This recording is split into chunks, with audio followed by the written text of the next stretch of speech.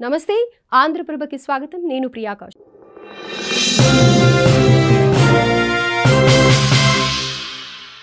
Iran versus Israel ఇరు దేశాల మధ్య భీకర యుద్ధం బగ్గుమంటున్న పశ్చిమాసియా ఆ ప్రాంతాలే ఇజ్రాయెల్ టార్గెటా ఇరాన్ వర్సెస్ ఇజ్రాయెల్ ఇరు దేశాల మధ్య భీకర యుద్ధం జరుగుతోంది వైమానిక దాడులతో పశ్చిమాసియా ప్రాంతం బగ్గుమంటోంది ఎంతో మంది అమాయక ప్రజలు సైతం ప్రాణాలు కోల్పోతున్నారు అయితే అసలు ఇరాన్ ఇజ్రాయెల్ మధ్య గొడవేంటి ఎందుకు ఈ దేశాలు పరస్పర దాడులు చేసుకుంటున్నాయి ఈ యుద్ధం వలన ప్రపంచ దేశాలపై ఎలాంటి ఎఫెక్ట్ పడనుంది యావత్ ప్రపంచమంతా యుద్ధాలతో అట్టుడిగిపోతోంది రష్యా ఉక్రెయిన్ వార్ సాగుతుండగానే ఇటీవల భారత్ పాక్ మధ్య ఉద్రిక్తతలు చెలరేగాయి ఇవి తగ్గాయి అనుకునే లోపే మళ్ళీ మరో యుద్ధం అదే ఇరాన్ వర్సెస్ ఇజ్రాయెల్ వార్ ఇప్పుడు ఆ రెండు దేశాల్లో క్షణక్షణం భయం అన్నట్లుగా ఉంది పరిస్థితి దాడులు ప్రతి దాడులతో పశ్చిమాసియా బగ్గుమంటోంది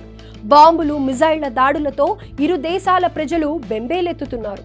ప్రాణాలు అరచేత పట్టుకొని రోజులు గడపాల్సిన పరిస్థితి ఇరాన్ డ్రోన్ దాడులకు ప్రతీకారంగా ఇజ్రాయెల్ మరోసారి మిజైళ్లతో విధ్వంసం సృష్టిస్తోంది ఇరాన్లోని అణు మిలిటరీ స్థావరాలే టార్గెట్గా బాంబులు కురిపిస్తోంది ముఖ్యంగా ఇస్ఫహాన్ అణు స్థావరాన్ని నేలమట్టం చేయాలని భావిస్తోంది ఈ క్రమంలోనే ఇరాన్ రాజధాని టెహ్రాన్తో పాటు మొత్తం 200 టార్గెట్లపై ఆపరేషన్ లయన్ రైజింగ్ పేరుతో ఇజ్రాయెల్ దాడులకు పాల్పడింది అలాగే ఇద్దరు అణు శాస్త్రవేత్తలతో పాటు ఇరాన్ రెవల్యూషనరీ గార్డ్స్ అధిపతిని కూడా హతమార్చింది ఇజ్రాయెల్ అంతేకాదు ఈ దాడుల్లో మొత్తం 78 మంది మృతి చెందారని సమాచారం దీనికి ప్రతిస్పందనగా ఇరాన్ కూడా ప్రతి దాడులకు దిగుతూ గట్టిగానే సమాధానమిస్తోంది ఈ క్రమంలోనే ఇజ్రాయెల్ రాజధాని టెల్ అవెనిన్ సహా ముఖ్య నగరాలు టార్గెట్లుగా డ్రోన్లు మిజైళ్లతో రివర్స్ అటాక్ చేస్తోంది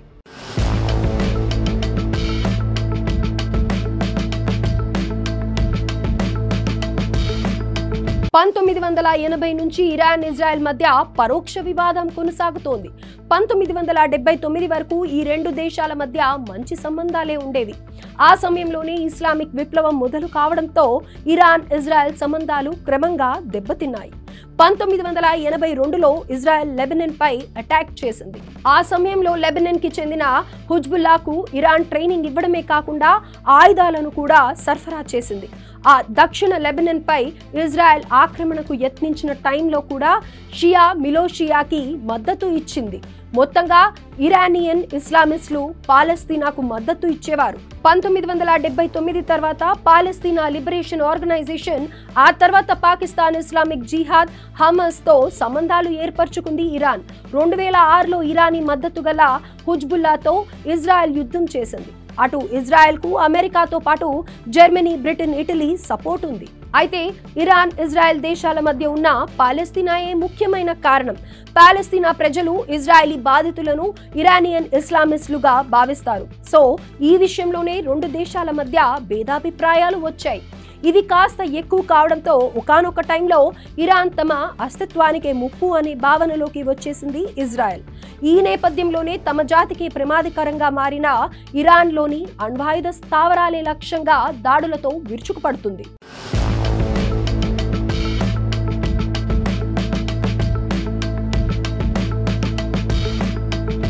ఇదిలా ఉంచితే తమ న్యూక్లియర్ కార్యక్రమాలు కేవలం పౌర ప్రయోజనాల కోసమేనని చెబుతోంది ఇరాన్ కానీ ఈ విషయాన్ని అమెరికా తదితర దేశాలతో పాటు అణు నిఘా సంస్థ IAEA సైతం నమ్మడం లేదని తెలుస్తోంది అంతేకాదు వారం రోజుల క్రితమే nuclear watch dog board of governance ను ఇరాన్ అణ్వస్త్ర వ్యాప్తి నిరోధక బాధ్యతలను ఉల్లంఘించిందని అనౌన్స్ చేసింది ఇరాన్ తన యురేనియం నిల్వలపై సరైన వివరాలను అందించలేదని చెప్పింది ఈ నేపథ్యంలోనే పక్కా సమాచారంతో ఇరాన్ అణు కేంద్రాలపై దాడులకు తెగబడింది ఇజ్రాయెల్ తమ దేశ సార్వభౌమాధికారాన్ని కాపాడుకుంటామన్న ఇరాన్ ఇజ్రాయెల్ దూకుడుకు అగ్రరాజ్యం అమెరికా కూడా బాధ్యత వహించాలని పేర్కొంది కానీ దీనిపై అమెరికా విదేశాంగ కార్యదర్శి మార్కో రూబియో మాట్లాడుతూ ఈ దాడులకు తమకు సంబంధం లేదని ప్రకటించారు తాము ఇజ్రాయెల్ కి ఎలాంటి సాయం అందించలేదని చెప్పారు కానీ అమెరికా అధ్యక్షుడు డొనాల్డ్ ట్రంప్ వైఖరి మాత్రం దీనికి విరుద్ధంగా ఉంది ఇరాన్పై ఇజ్రాయెల్ చేసిన అటాక్ సరైనవేనని ఆయన ప్రకటించారు. ఇరాన్ తమతో అణు ఒప్పందంపై ముందుకు రావాల్సిన అవసరం ఉందన్నారు. లేకపోతే తీవ్ర పరిణామాలు ఎదుర్కోవాల్సి వస్తుందని హెచ్చరించారు. దీంతో ట్రంప్ కామెంట్స్ ప్రపంచవ్యాప్తంగా చర్చకు దారితీశాయి. ఇక ఇజ్రాయెల్ ఇరాన్ మధ్య వార్ అస్థిరతకు కారణమయ్యే అవకాశం ఉందని యూకే భావిస్తోంది. అలాగే France, Japan, Turkey, Indonesia, Saudi దేశాలతో పాటు డ్రాగన్ కంట్రీ చైనా కూడా ఈ దాడులను ఖండించాయి. ఇజ్రాయెల్ ఇరాన్ శాంతి మరియు స్థిరత్వాన్ని త్వరగా పునరుద్ధరించాల్సిన అవసరం ఉందని భారత్ తన వైఖరిని తేల్చి చెప్పింది. ఈ క్రమంలోనే ఇరు దేశాల యుద్ధాన్ని తక్షణం ఆపాలని సూచిస్తోంది. మరోవైపు ఐక్యరాజ్య సమితి కూడా పరిస్థితులు తీవ్ర ఉద్రిక్తతలకు దారితీయకుండా ఇరు దేశాలు సంయమనం పాటించాలని కోరుతోంది.